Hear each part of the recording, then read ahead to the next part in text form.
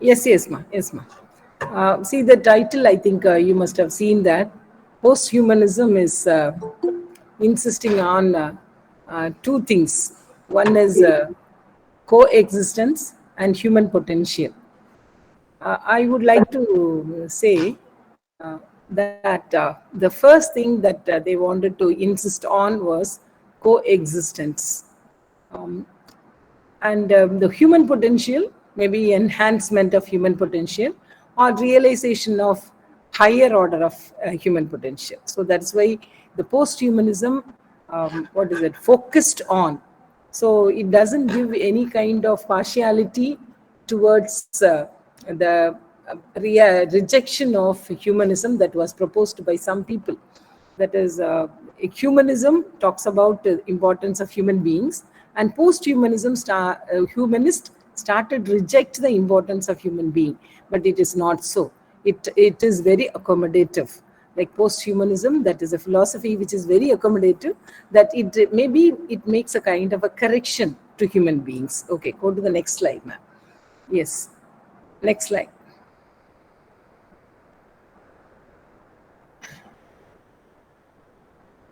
Yeah, I think I have given you the a kind of preview of my talk, like humanism, origin and impact. Because whenever you have, am I audible? Am I audible? Yeah, ma'am. Audible. Yes. Okay. Yes. Yes. So whenever anything is changed, we may ask, no, why there is a change.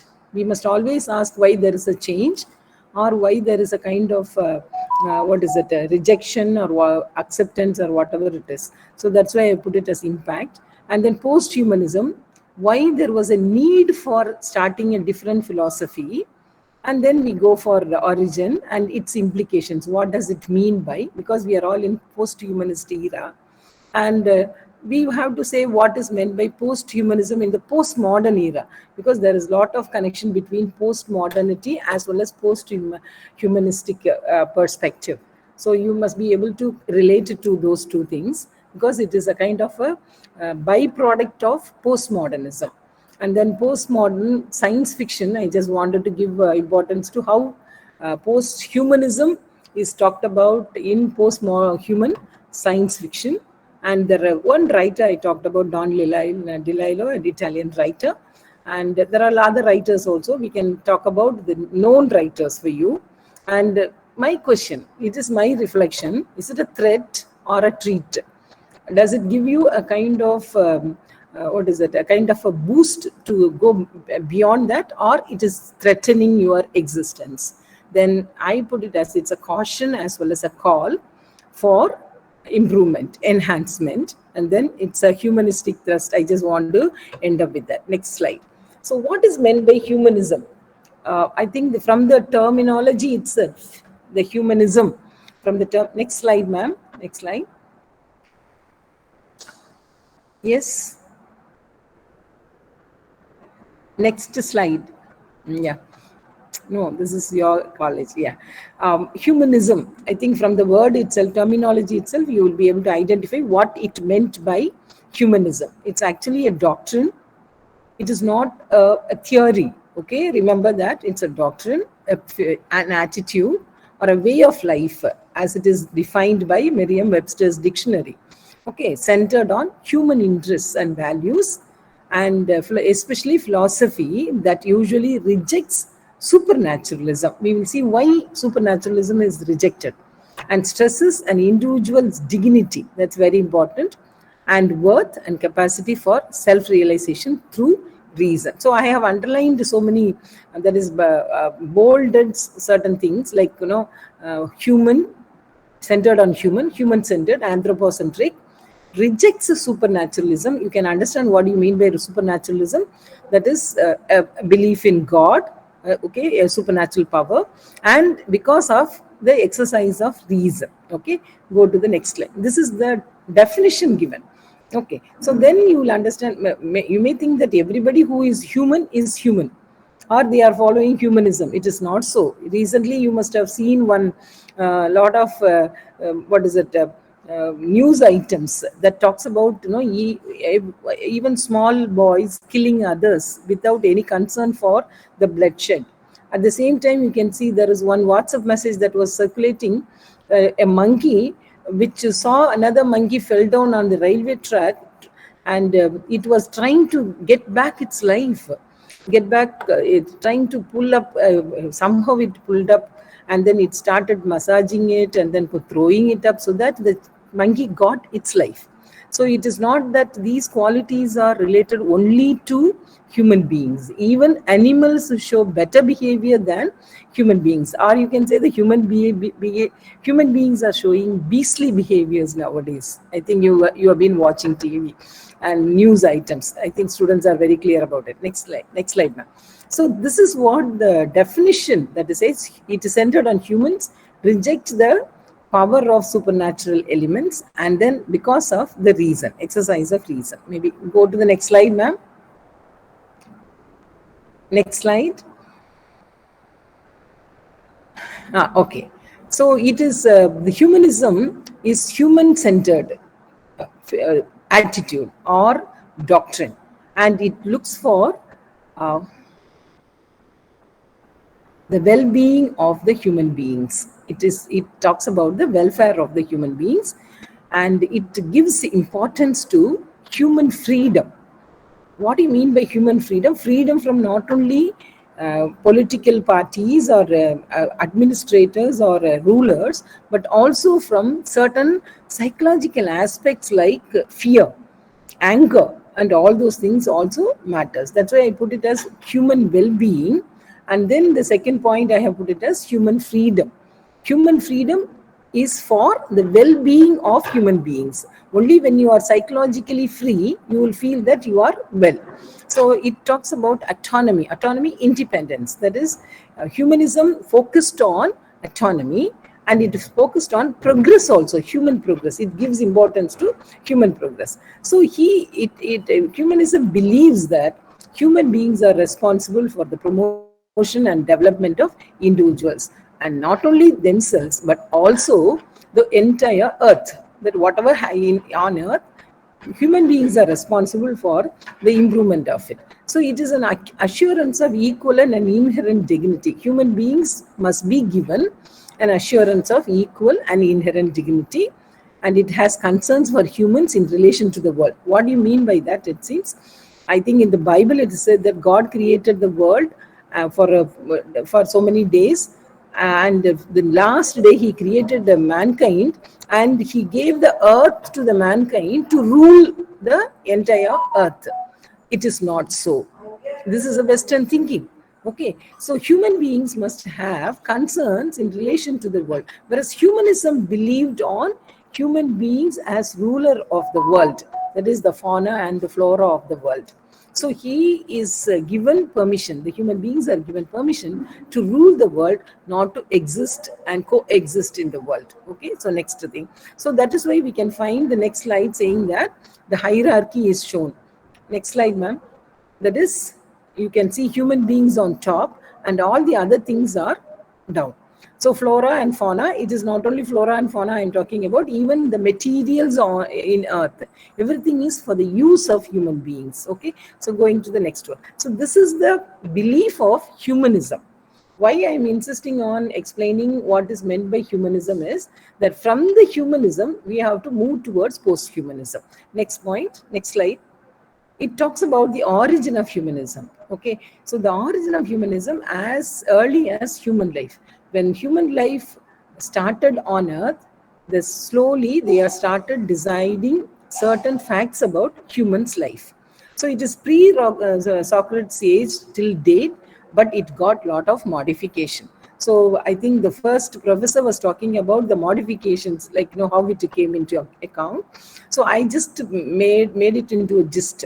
Like 18th and 19th century, human beings, individualism and free speech were given importance. The humanistic thought and Petrarch and other people, they gave importance to individualism. That is, it is not community living, but individual development, and they gave importance to free speech. You can find that the development, how it has gone. During the Renaissance period, it started giving importance in it. It became a doctrine, and it became a discipline from the 19th century Renaissance period, in the form of philosophy, mathematics, religion, and even in education. It became a discipline in the subject matter to be studied. So Renaissance people, you know that it started in Italy, and from there it moved towards the other countries. European, first it started in European countries, and then from there it moved to other countries. So when the scholars from Italy, they went to the other countries, they took it as a subject to be studied. Humanism is as a subject to be studied. In the age of enlightenment, that is in the 18th and 17th and 18th century, humanistic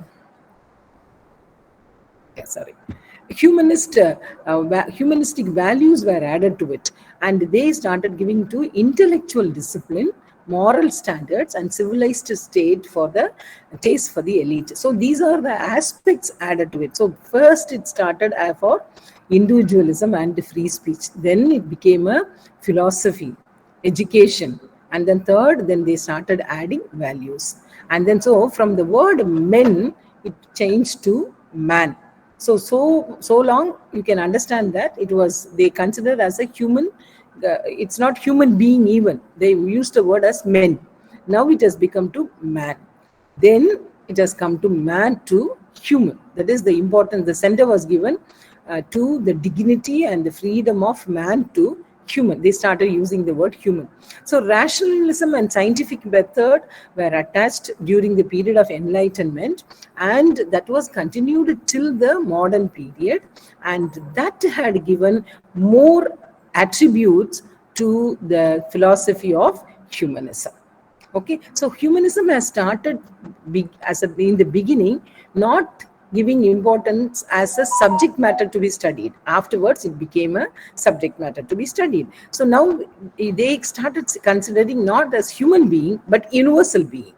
So you can see that the development, how the philosophy of humanism or the doctrine of humanism had got its own development. I think the professor was also talking about this, but this is a nutshell. He has given it in a very elaborate manner from different fields. So now universal man is not only educated man, he is a knowledgeable person, intellectual person, and he exercises reason.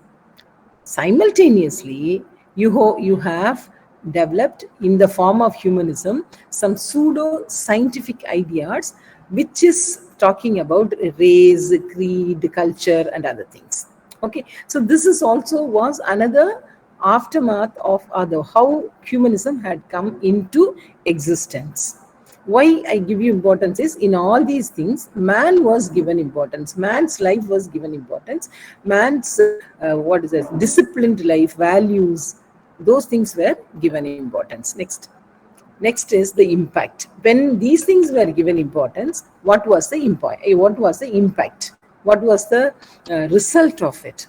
So it is human-centered, then it becomes starting point for very serious moral and philosophical inquiry. Man started questioning because reason was involved in it. So reason was given importance. Critical thinking was developed. So they started having serious moral. That is, morality started getting changed. So you know that how religiosity was given importance, then spirituality was given importance. Then came the different kind of morality in the 20th century. So it became the champion of human freedom and dignity. That is, humanism became the champion. That is, freedom and dignity of man must be maintained. That is what they express. Third point, when it comes to the human dignity and the freedom and individualism, it comes to the oppression of the other living on earth.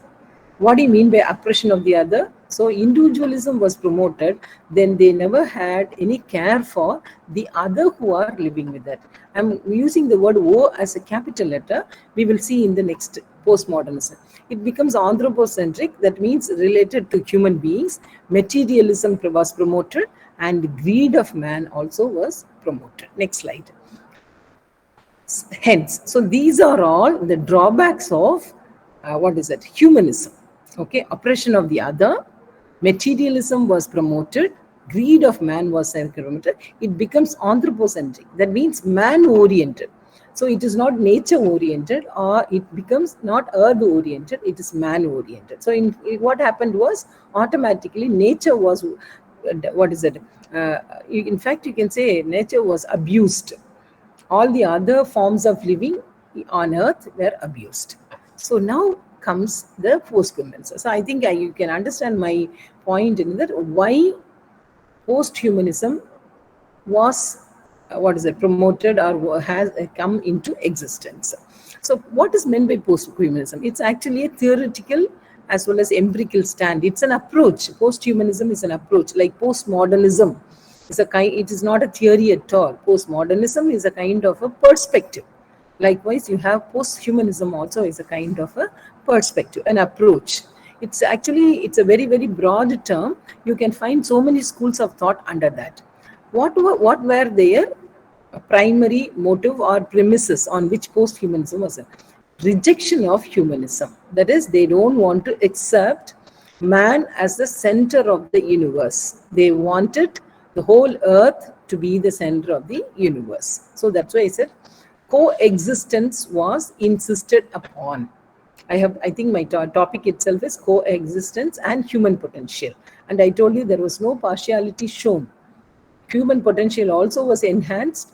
Coexistence also was enhanced. So here they say that the humanism gave importance to only the promotion, dignity, and freedom of human beings. It never gave importance to the other sub-units of earth. So you cannot even call it as subunits. They are also main units. So the posthumanism has an idea, say that man is entangled. Man is the entanglement is a very strong fact. It is not the rule.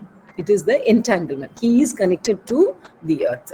So rejection of humanism. Posthumanism started as an approach, as a rejection of humanism or humanistic principles. And the next point I just put it as, who am I is in relation with what am I, where and when we are. So you can understand that man is not a single entity on earth. Man is an entity in the chain of events on earth. Man is not the only entity to rule the world. So he must live in connection with the others. You know that, no, recently, when the nature was abused, I think that in Munnar, the nature was abused in the sense that they started building the a lot of resorts on the pathway of the animals to move in. Nature itself took a kind of a destructive effect, right? You know that. So when nature was abused or natural things were abused, it had its own repercussions, very, very bad repercussions on man. So man must understand he has to live in align with all the things on earth. And recently people have found out, we call it as students, that animate things and inanimate things. We call it as animate things and inanimate things. There is nothing called inanimate things. Even now, a table, or you say that a stone is called an inanimate things. But it is now recently they proved that even stones have life.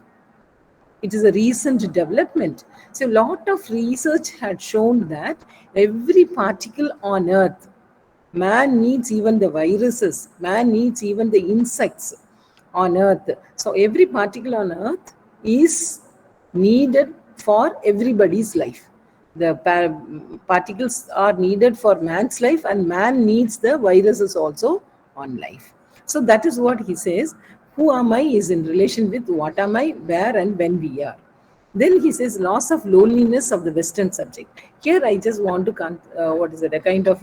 a kind of suggestion to give you. Humanism is a Western thought. Posthumanism is an Eastern thought. It is Occidental. Humanism is an Occidental thought, and people will know that what do you mean by Occidentalism and what is meant by Orientalism, because you may have a study on post-colonial literature. So Occidental means the Westerners always think in terms of binary. They don't want to think in terms of multiplicity. whereas post-humanism talks about multiplicity, whereas humanism talks about only binary elements. That is why loss of loneliness of the Western subject, in the sense that they don't want to accept whatever the Westerners had talked about it, because it was not the truth. You cannot say that. So they started accepting the others as interconnected to the self. So that is what recognition of the others. For example, a lot of changes have come in accepting the transgenders, in accepting the gay people, in accepting the queer people, like in accepting the bisexual people. There are a lot of laws passed, so that you have to accept such people also. So these things were the aftermath of post-humanism, because humanism rejected the significance of their existence in human body or in human life, whereas post-humanism says that you must give importance to only even the others, because you cannot say that you are the only person who is living in the earth. You have to accept the others also. So that is why it challenged to Western dichotomies like human and non-human. That is, animals also have equal importance on earth. I think you might have known what happened into the Munnar also, and even all the jungles. When you just what is it? Clear the jungles and build resorts. Nature takes its own hand to clear the resorts. So this is what happens: human and non-human, nature and culture, subject and object. This is what they divide. That is Western discourse. Western literature divide it as mind and body, subject, because they always think in terms of binaries. They say that no, man or woman. They don't have anything more. Only two genders. Actually, the post-humanist thought came from feminism. You must always remember that. You must be proud of it, because being a women's college, you must know that post-humanist thought came from the champions of women or feminism. So you can see that they started challenging the binary Western dichotomies, and man is not the only agency in the existential performance. They found out that man cannot decide his life; he has to live with others. So that is why I put a word like coexistence. They gave importance to coexistence. So next slides, ma'am. Next slide. So you must know what is that doctrine is. Then you can see how the literature depicted post-humanism and the movies depicted post-humanism, and how we have to bring in that. So why that post-humanism came into existence? Why did it? Because it was the Western thought processes. It always talk about the dualistic elements, opposites, and they say nature, culture, female, male. They never thought of there is a transgender who is also must be given importance in the Western countries or in the Western thought processes. Whereas Orientals, they say that no, they also must be given importance. The gay also must be accepted. You may ask, ma'am, these theories no were not accepted even in our traditional culture. No, it is there in our idihasas, in our religious stories, but only the Western thought was dominating the Oriental thought. That is why it was not gaining momentum. So they always think in black and white, gay and hetero, like that. So only specific type of human beings has been recognized by the humanist. I'm talking about the humanist. Then there was a historical process also. When they talk about two people, they will always think that one is an enemy to other person. So this is the ideology they gave. Male is always an enemy to a female. Nature is always an enemy to cultural or civilized life. That is the ideology they promoted. That is why it is, and the political habit of the contrast also. So what happened is, enemy country and the country and its enemies, they will always go for a war. So there is a contrast, compare and contrast, that started coming in. And any form of discrimination was promoted by humanism. Okay, it becomes a potential carrier for other forms of discrimination. Any form of discrimination regarding caste, creed, race. So they all promoted other kind of discriminations. So this is because of the hierarchical social and cultural episteme, in the sense that Western culture is always the ruler and the ruled. Okay, you know that the master and the slave, And they always believe in terms of the great chain of beings in the historic, in the religious aspect, and say that no, all structures are organized in a hierarchical manner, not on the linear manner. Okay, so that is what, and they say it is God the Father is the higher, in the higher hierarchy, and below that you will have angels and other people and all that. So this order, these things were stumbling blocks for people to improve. That is why all these things were, these are all the ideologies that had to be violated against, rejected. That is why post-humanism came into existence. Like for example, they were proving there are a lot of trafficking of women. That is, women were taken to other countries and then they were sold. Same is the case with animals. Animals also very costly animals. They were all sold. Even drugs, arms. So they are the others. So the women felt that how they suffered under the male domination, the other things also started suffering. So this is what in the 70s there was a revisitation of these things. Humans who are left out, and they were trying to have the performance for the survival. That is why they insisted on coexistence. I think you must have the word all. Post-humanism insists on coexistence, and what is it? Humanism insisted on individualism. Okay, man as an individual being. So that is anthropocentric, whereas this is ontological in the humanism. So next slide, ma'am. Next slide, ma'am. That, yeah. So now okay. So the origin came in the 90s when the feminist discourse focused on the other. OTHER, other means the other people who are not recognized by the Western thinking. And so they also found out that there is a kind of blurring of that separation. What do you mean by that? The male turning into female. Okay, so you cannot say the male which is born as a male child will always stay as a male child. It will also may change into a female child. There are a lot of changes. Like, you know, that's a blatant example I can give you. Transgenders are coming in. And you cannot always say that only the male has to marry a female. Now it is all changing. Female will live together, women will live together, men will live together. So that's all these social setup has got it changed, because these are all their preferences. I just want to tell you the word that it is preferences. It is human beings are given freedom to prefer their lifestyle. Okay. So then how to define what is nature and what is culture? It is not at all possible. And what is female and what is male, what is black and what is white cannot be finalized.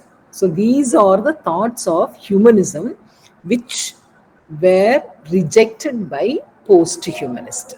They started celebrating hybridity, and there was a one person called Donna Haraway. They were all the exponents of the post-humanism. There is one Ferrari Francisco was the one who gave importance to post-humanist theory, and she says that we need not be nature and culture or culture, it can be nature culture. So hybridity was promoted and celebrated in the post-humanist period. Okay, now we can go to the next slide. Next slide. Next slide. So, okay, so what do you mean by the implications? What do you mean by post? The word post.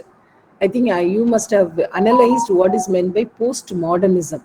Postmodernism also talks about it is after modernism, against modernism, and beyond modernism. The same is the case with posthumanism also. It is after humanism. It is philosophically, it is after that, a kind of an extension. What do you mean by extension? Man is the sole agency of the performance of existence. Man decides his life. Man decides everybody's life. That is what he was, an agent. But now it has become distributed agency. That means man is not the only agent, but he has to relate with other things. So human is entangling to other species. Man's existence is connected to others. Okay, so that's why after it is philosophical. Second one is it is cultural. In what way it is cultural? It is against Western binary division. I told you Posthumanism is against the binary division. Don't divide people. You might have read it in newspapers or in books. Some people didn't want to show that they are male or female. They want to exist without the name even. When they were asked to give the name, I don't want to write my name. I don't have a name. I don't want to write my gender. They refuse to, in the application form, they refuse to write their gender. You have so many such people. They so that no, sometimes it may change. I have to decide my gender. That is what they wrote. Even in India, it happens. Even in the south, down south, one person says that I don't want to decide the gender of my child when she admitted the child in the school. Okay, the family decided that. So that is what the binary division was. They were against. Posthumanists were against the binary division. Next one is it is beyond. This is what is very much taken up by the movie stars, and then the film field. It is beyond. What is that? Beyond the reach of human beings. That means transhumanism. They call it as transhumanism. And the previous speaker was giving you a lot of examples of digitalization and humanoids. He is giving a lot of examples of that. How they are, exploited in, in literature as well as in movie, I would like to say that. So it is due to science and technology, advancement in science and technology. So you can understand that one is very human towards the other species on earth. Okay. At the same time, realizing its utmost potential. So posthumanist has two thrust areas. One is accepting the other species. Another one is enhancing its potential. That's why I put it as coexistence and human potential. Okay, right. Next slide. So what is the difference, a comparison that we come across here in this? Yes, ma'am. Yeah. Humanism is human-centered, anthropocentric. This is posthumanism, being-centered. It is not human, being. Even a stone on earth is a being. Okay, a table on earth is a being. It has its own life. A fan on earth is a being. Okay, so it's being centered. So it is the humanism talks about hierarchical existence. Hierarchical means master and slave. Okay, it is like somebody up to you and somebody is below you. So that is what it is. Hierarchical existence. Humanism insisted on. Posthumanism insisted on coexistence, and humanism insisted on human potential. That is realization of what I could do. That's all. Whereas posthumanism says that tech-assisted human potential, technology-assisted human potential. That is what he was talking about. Cloning. He was talking about cyborg. He was talking about humanoid. So all these things, and then imaginary stories. You will have all that. What is it? Avatars coming up, and you will have all the Spider-Man. All those people have so much of human potential. They are assisted by technology. And humanism talks about possible reality, and posthumanism talks about hyper reality, because they believe that with the assistance of technology and science, digitalization, they can make reality ordinary. Okay, so that's what. Next one. Now we'll go to the writers. Yes, ma'am. Yeah. How is it in postmodern era? I just want to put a word to postmodernism. You all know that postmodernism is a very, we are now actually in the postmodernism era. It is actually postmodern era also is a kind of a reaction to modernity. Modernity is very orderliness, discipline, whereas postmodernity is very fluid. They accept hybridity, and you can say that the center margin collapse was insisted on postmodern era. That means you are all very younger generation. Maybe you are teachers. When they were studying, in fact, when I was studying, we had only American literature. Okay, Indian literature, those two literatures. But now when you have in your syllabus, you will have South Asian literature, new literatures, feminist writings, and you can have even Canadian literature, all those different literatures coming into existence. How is it possible? In the modern period, it was everything systematic, orderly. Whereas in the postmodern era, everything is, everything is fluid. That is, you have to study. So many literatures have come up. African American literature. When we study, we didn't have African American literature at all. But now it is coming up. So that is also a kind of the center margin. Center means that is English literature means it is written only by Britishers. That is what they are, the center writers. And all the American literature, African writers are marginalized. But who is given importance now? You may not have lot of British literature papers. You will have lot of such marginalized literature papers, Indian writing, Dalit literature, and other things. Okay, so that change has come in, and then you can see critical thinking was given importance.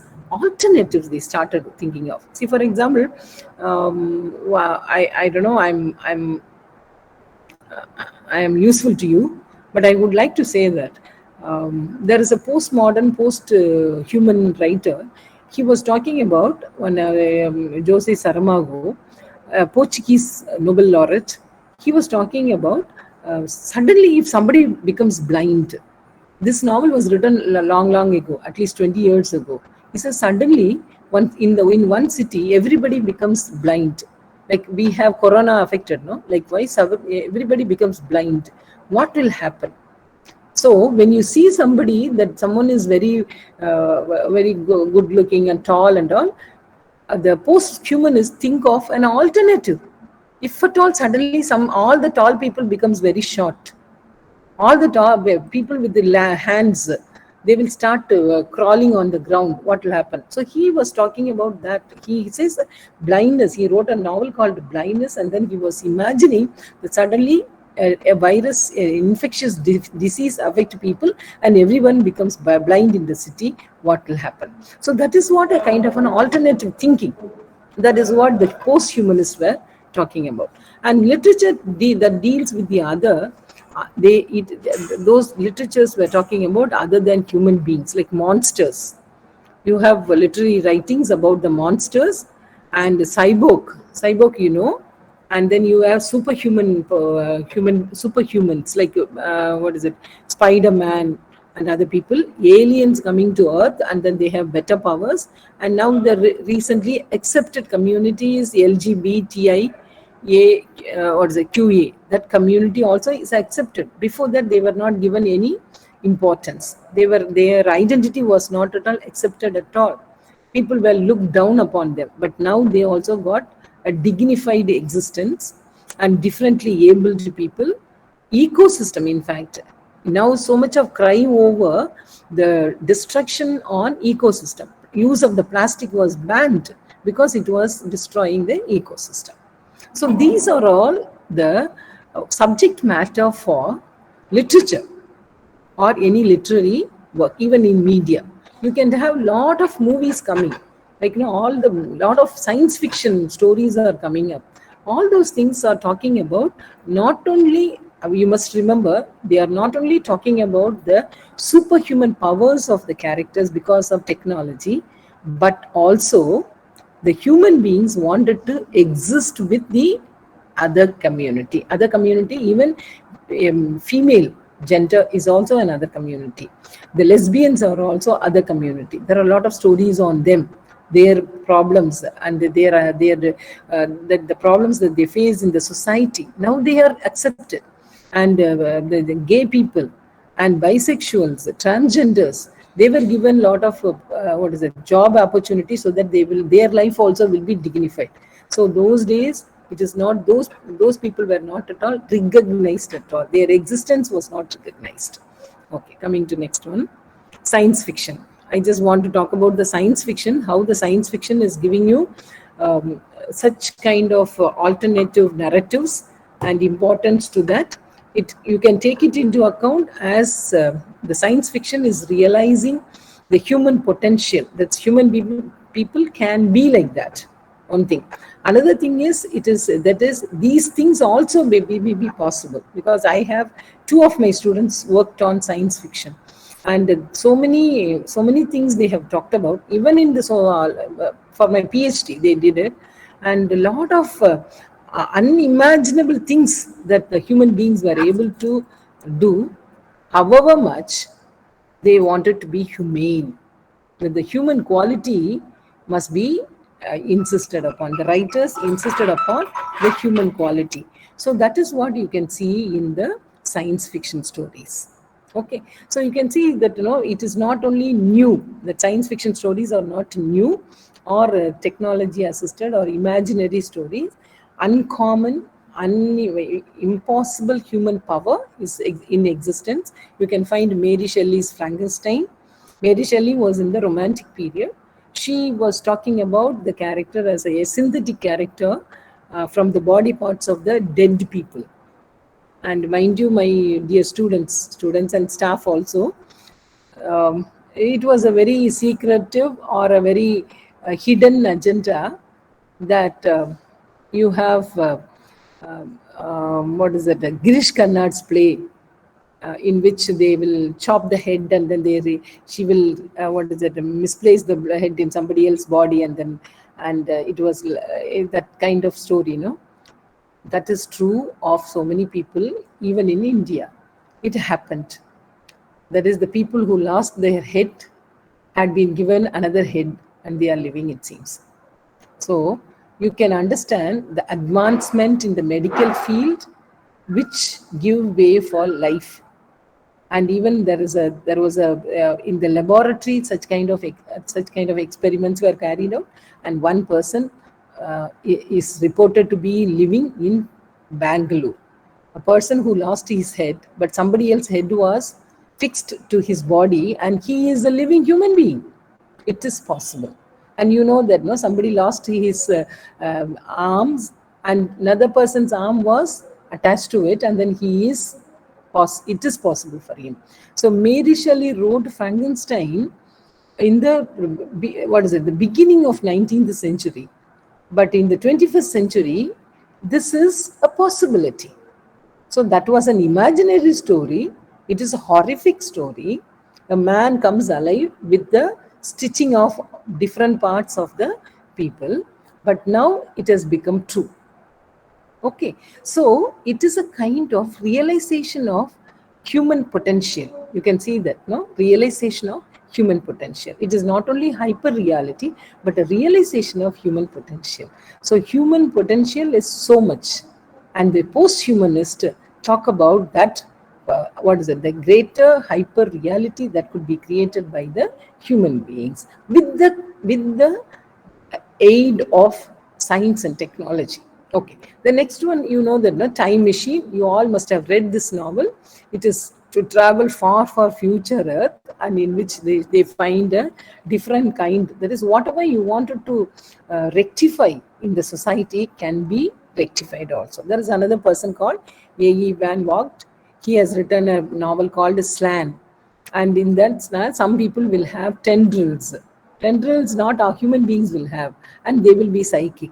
Some people will be super strong and hyper intelligent. So two types of human beings are created. That Kurt Vonnegut has written a novel in which he was talking about that human beings, the whole earth is cleared of human beings, and one group alone entered into an island. In that island, they don't have anything else. So when they grow, they will have tails and fins because they are surrounded by water. So the growth of a human being maybe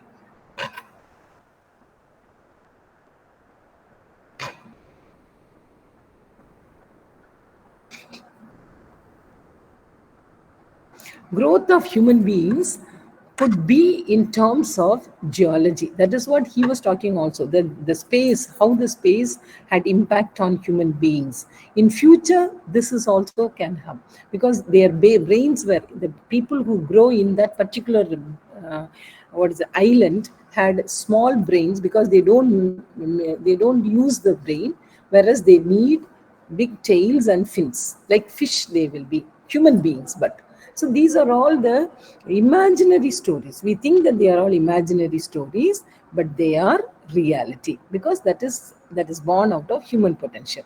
Then you can find Frank Herbert's Dune. Here, artificial intelligence is it is banned.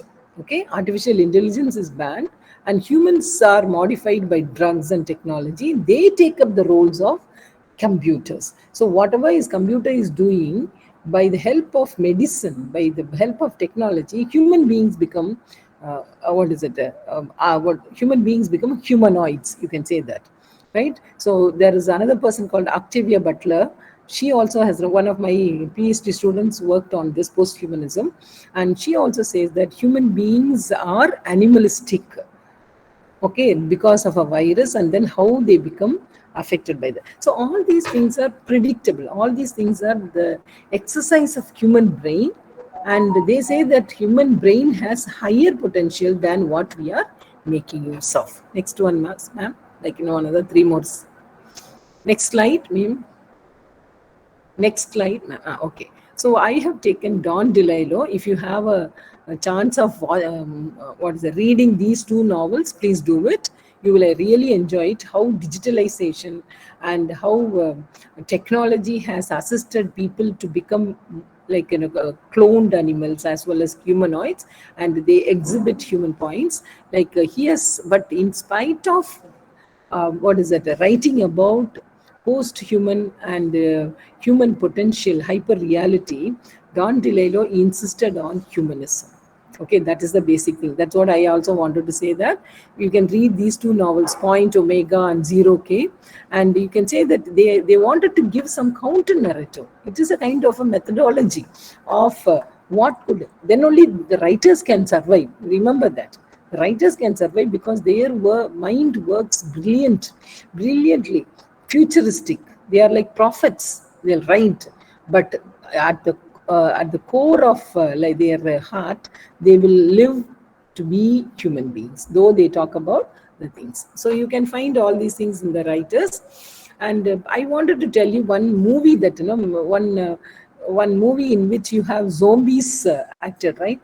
In the Tamil movie, there was a Tamil movie that in which that Jayam Ravi was acting, and then you can find a lot of zombies, and then they are chasing the people, and then they wanted to kill the others and all. So that is also is accepted in the post-humanistic perspective. In one fine day, you will find a movie coming up saying that even that zombie is accepted as the other. Like now they are accepting the transgender as the other and giving dignity to that. The zombies also will be given importance. Zombies also will be given dignified life. They also will be existing with us. I don't know about your situation there, but now lot of children who are mentally affected, they were all admitted in the normal schools, and then they are allowed to sit with the normal children and learn. Those days you don't find so many such children, but now those people will not come to schools at all. They were not allowed to come to school or a college, but now we become very generous, we become compassionate. Human beings become compassionate. Okay, the post-humanist insisted on that. Be compassionate to the other. Accept the other. That means other means the female. Don't ever say that man. It is like only human, universal human. That is the idea they are bringing it up. So Dontdelailo's stories, you can find a lot of such examples, and then you can have some movies also, some serials that has come out. If at all you have a chance of watching the movies and serials, you can find that there are some serials are talking about the superhuman power of human beings, the Twilight, in which you have vampire and werewolf. Vampire, werewolf, and human will have a triangular love relationship. Okay, so vampires are not human beings. They are different. What is it? Kind of a different type of people, but they also must be accepted. One fine day it will also happen, right? Okay, the next one, the picture of Dorian Gray. There you can say Marvel, Avengers you all enjoy. Avenger movie you all enjoy. Why? Because you enjoy because of the superhuman powers they have got. So you can find that is also possible, right? And so the next slide, ma'am. This is my reflection. You have to think about it. Is post-human extension an utopian aspiration? Is it an utopian aspiration? Utopian means what? A perfection. Perfection means you wanted to set right something, and so you create what is Spider-Man.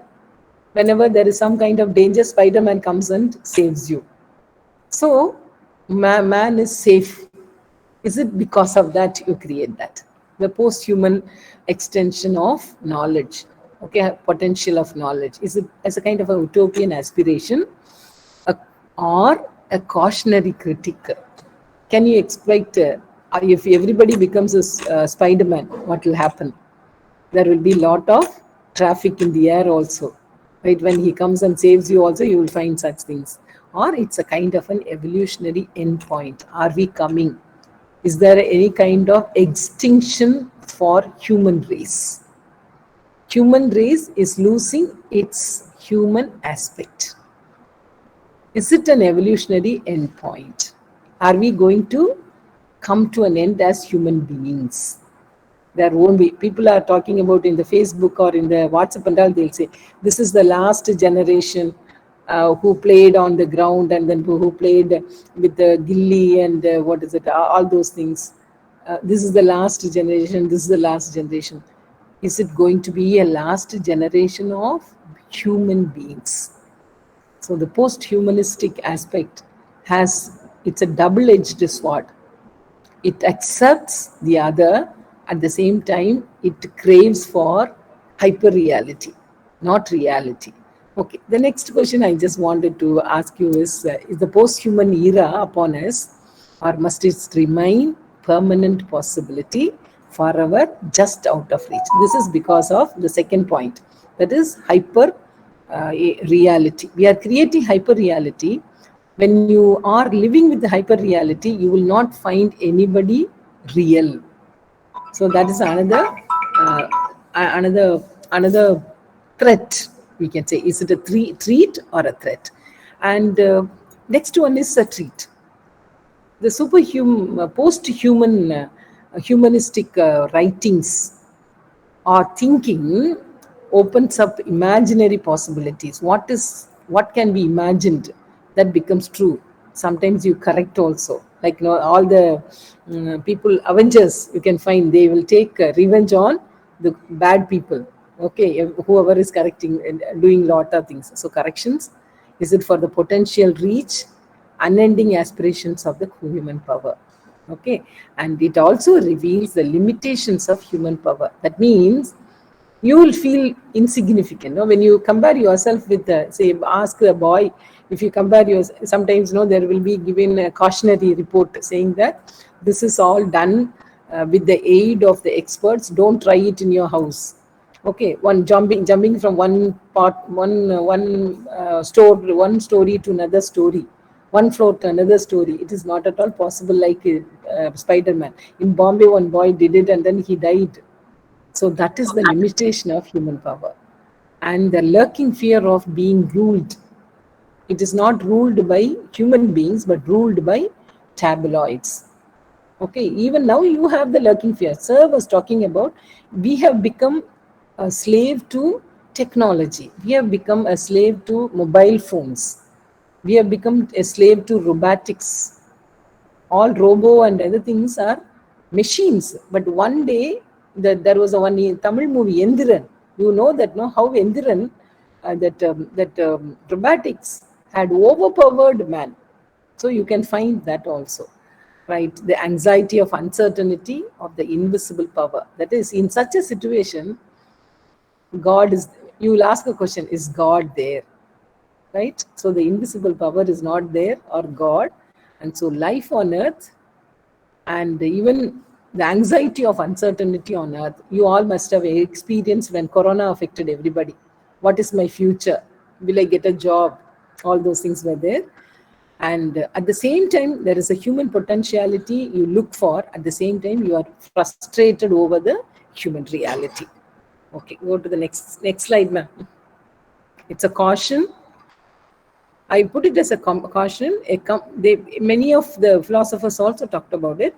The complete rejection of the core elements of humanism is dangerous, because the humanities study of humanities will be under attack, because nobody will study literature. Remember that. That is what. Then there is a direct threat to critical thinking and democracy. That is, you will not be allowed to think yourself. You cannot criticize anything. That is also another problem that comes. Whatever comes into your mind, you have to accept it. Right.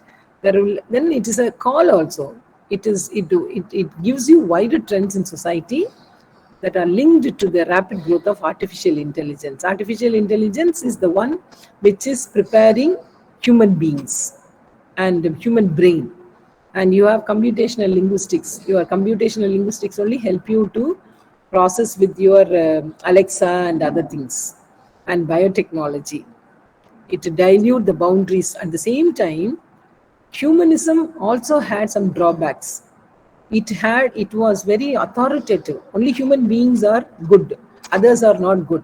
But this post-humanist thought dilute the boundaries between humans and non-humans. So the other dichotomies also will get changed. You know that now LPGT and all, they were accepted. Right. Now, last idea, I just wanted to just highlight on the importance of humanism. Last one. Next slide. I think you can read it. It's only human beings to want to know more, and then more. You will not be, because it's greed. You want to know more, and then more, and then more. But it's also true that what we don't know is what makes us human. So this is what Delailo says, Dontdelailo says, what we don't know is what makes us human. What we don't know, if you know that, then if you are able to achieve it, that means you are not humans, you are humanoids. That is machines. And there is no end to knowing. Thank you. Hope I would be very, I would relate something new regarding post-humanism. Thank you very much for the patient listening. But I don't want to, because I came to know that it's PG students. So PG students need a lot of input for critical thinking. That's why I didn't bring it, because I saw a professor was talking about it. So that's what I talked about, only the films. Thank you for the opportunity. Hope I have satisfied at least the topics that is given. Thank you. Thank you so much, ma'am, for your thought-provoking session. Now, let me call Ms. Gauri RS of First MA Literature to propose out of time. Good afternoon to one and all present here. I deem it a great honor and privilege to propose the vote of thanks on this memorable occasion. Let me first of all start by giving glory to the Almighty for making today's occasion a resounding success. I extend my gratitude to our Honorable Resource Person, Dr. Catherin Edward, Associate Professor of Holy Cross College, Trichy, having spared her valuable time with us. You have introduced us to humanism and post-humanism. It was a thought-provoking lecture. We are blessed to have you here. Thank you, madam, for inspiring and encouraging us with your words on the special occasion. Thank you, madam.